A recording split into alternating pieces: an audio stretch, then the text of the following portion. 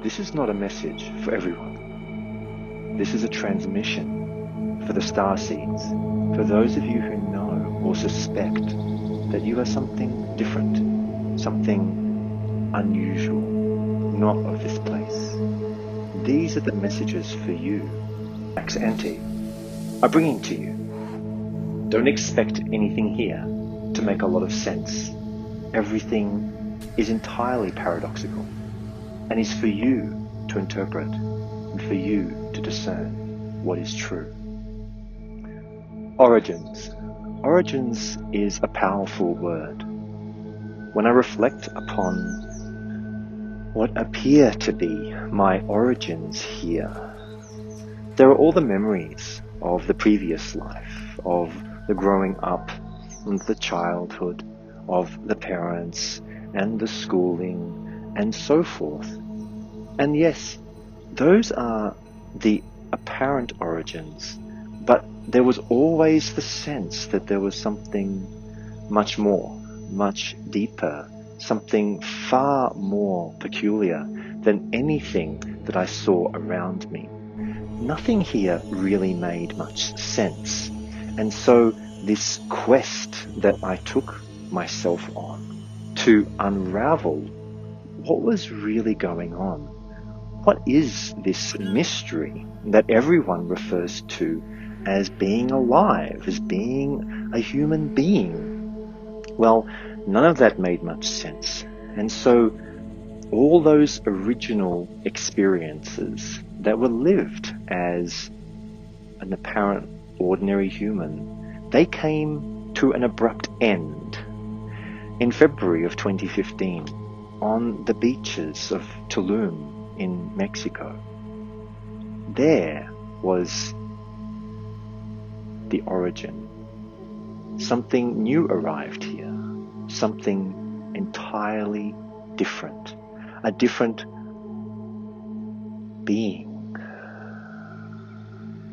sent here for a different purpose. The previous life was used up. It was unnecessary. It was merely a vehicle to arrive here, to get here, to fulfill a different kind of purpose.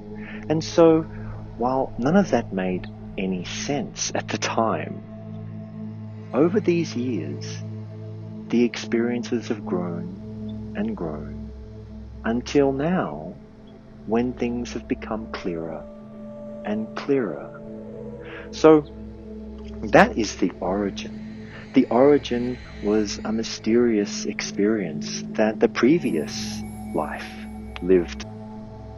He tried to avoid this, and yet there was something pulling, like an unavoidable yearning to awaken to something that made no sense and was beyond anything he could have imagined. And so, even though so much resistance was put at play to not experience what was about to happen, from a meeting of extraordinarily unusual people here in Mexico, by finally recognizing what all the signs were pointing to, the unavoidable unraveling took place.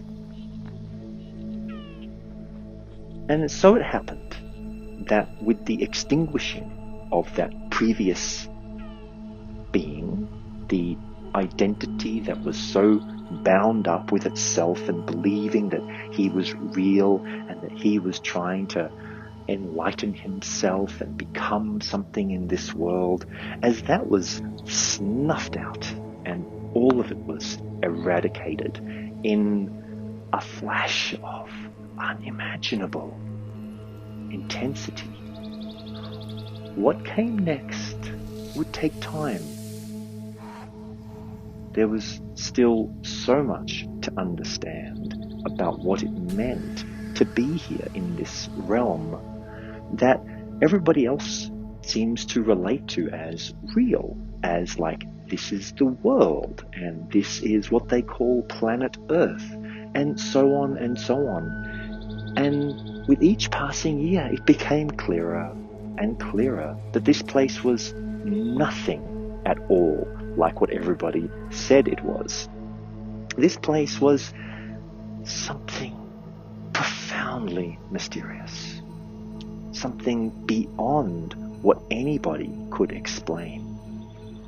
And so all the teachers and all the gurus and all the mentors that whom I thought I was looked up to, and who I thought knew what they were talking about, I realized that there was nothing to them. That they certainly knew nothing more than what I thought I did.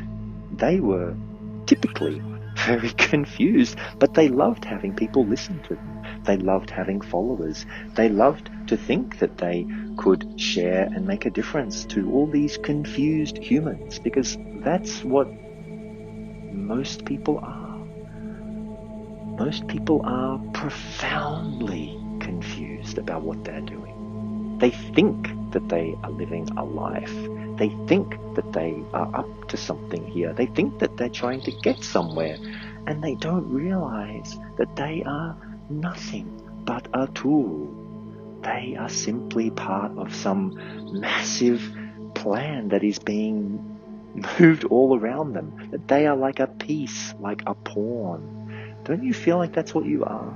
Don't you feel like you're just some little piece in some crazy ass plan that you've got no friggin' idea what's going on? And yet every day you keep on doing the same things. You keep on going about your business, trying to get somewhere, trying to get ahead, trying to become someone, perhaps even someone of significance. And yet something tells you that this is all wrong. And yet you just want to drown that out. You just want to be, no, surely not, surely this must make sense in some way. Well, I'm here to tell you that what if this doesn't make any sense, or not in any way like all the other humans keep telling you that it does? No. This is nothing like what they say, this being your life. And so, on that day in Mexico, in February of 2015, when the originating experience happened and a new type of life force entered into what I began to realize was simply a vehicle, like being like a host to receive the transmissions that would keep coming through. Then a new life can be lived, but only from surrendering to that which is greater. You see, when you live from your own context of what you think you are and what you think you are doing, it's a very myopic, terrified way of being alive, driven by fear and holding on desperately, trying to make sense, trying to hoard and hold on to as much as possible, to the people in your life, to the possessions in your life, all of that. And it was such a process for me when I began to realize that. Well, that was years before. That was back in maybe like 2010. That was really when I began to let go of the idea of who people were for me and what possessions were. And so gradually, over those next 3 years, that was like a shedding of all relationships, all people, not all at once, but step by step. So this is like a precursor to that event that would take place 5 or 6 years later. It was such a process to go from all the houses, the cars, all the stories of possessions that I lived, the family life that I had, all of those things where, all built up to be somebody, an identity in this world. And so while I still had my daughter to raise, she was coming to an age where she would be old enough to take care of herself. And once she had finished her schooling, at the end of 2012, interestingly enough, that was the marker for when the real adventures would begin. You see, from that moment, I no longer needed to have houses or possessions. And so I let go of all of that.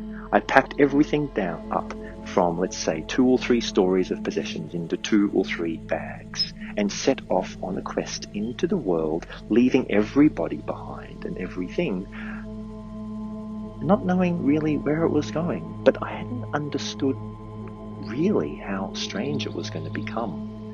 So by the beginning of 2013, there I was in the world, exploring, leaving my home, which was that penal colony in the Pacific that they like to call Australia.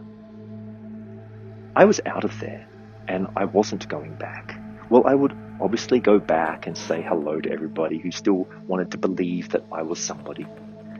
But I wasn't going back, no. I'd heard a story back in 2010 of Native American Indians that when they truly wanted to have a radically different experience of life, it was an ending, it was a death, they would collect all of their possessions and put them into a teepee and surround it by wood. And at night they would burn everything that they had to the ground and walk off into the woods. And when I heard that in 2010, I was clear that that was exactly what I was going to do. It would take years though, 3 more years to actually fulfill upon that particular step in the process of letting go. And then beyond that, another 3 years to fully step into the abyss of the nothing, of the not knowing, of the unraveling, and the full surrender into becoming something that is very hard to explain, but is fully connected to the life force, to the living world that is being so trampled upon at this time. And you see, for those of you who relate, that's why you're here. You see, you're here because of this. You see, they've sent us. Now, if that's not you, if you're with the other side, then you will of course completely disagree. You will think this is absurd. And that is entirely appropriate for who and what you are. But for those of us who know something entirely different, there is that calling into the natural world, into the living force that we could call Gaia. Because she is the world, and she is being trampled upon. She is being terraformed into something entirely different. And so when you wonder, what is going on? Why am I here? Just have a look around you and see what is really going on. Because this world is being transformed, is being terraformed into something that suits a very different kind of entity. And yes, indeed, you are a host. There is no you. That is all entirely fictitious. The identity that you cling to, that you think is something special, is not real. You have been grown to fulfill a purpose, but which purpose is it? Is it the purpose to terraform this world into a mechanical machine that will be of a perfect mechanical nature without any biological living force, without any magic? If that resonates with you, then well, perhaps you're already winning, because look around you, the world is becoming a machine, and they have been hard at it for quite a long time. But if you relate to something very different, if you feel the life force inside you, if you relate to being a biological being that wants to connect with others, that wants to breathe fresh air, that wants to feel the pulse of something real, that wants to tap into a magic that is true, that is real, that defies everything that the scientists say that they know what's going on. They don't have a freaking clue. All of that is a charade, is a distraction to keep you further confused. You see, no one really wants you to know what's going on. They don't want you to understand just how magical all of this is, and just how entirely magical you really are. Because if you discovered that, well, you might just be unstoppable, and this whole thing really might transform.